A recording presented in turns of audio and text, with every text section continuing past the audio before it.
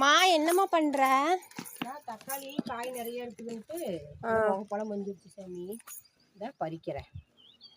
இப்படியே பொரிச்சா போதுமா? பழுக்க வேண்டாமா? பழுத்துக்குவோம்.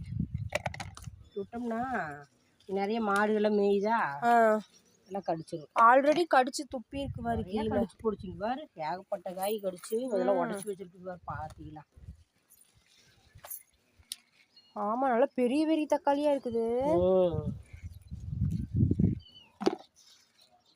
இங்க பாருங்க ஃப்ரெண்ட்ஸ், இந்த செடி நாங்க கூட வைக்கல, அதுவே தானா வந்தது.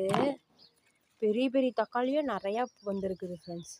நாங்கள் பொறிச்சுட்டு உங்களுக்கு எவ்வளோ தக்காளி இருக்குது டோட்டலான்ட்டு காட்டுறோம். இங்கே ஒரு செடி இருக்குது, அப்புறம் அங்கே ஒரு செடி இருக்குது. ரெண்டுலேயுமே பொறிச்சுட்டு உங்களுக்கு காட்டுறோம் ஃப்ரெண்ட்ஸ். ஓகேங்களா?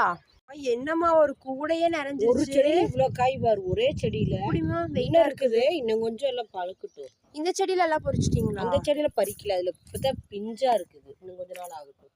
ஆமாம்மா, இங்கே பாருங்க ஃப்ரெண்ட்ஸ், இதெல்லாம் இன்னும் பிஞ்சு, இன்னும் நல்லா பெருசாகணும். இதெல்லாம் செடியில நல்லா காய் நல்லா பெருசு பெருசா வருது. எவ்வளோ பெரிய பெரிய தக்காளி.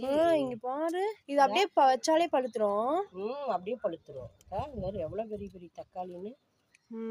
இங்கிருந்து அரசாணி செடியெல்லாம் பிடுங்கிட்டோம் ஃப்ரெண்ட்ஸ். நாங்களே போட்டிருப்பேன் வீடியோவில், பாருங்க, பார்க்கலன்னா பாருங்க.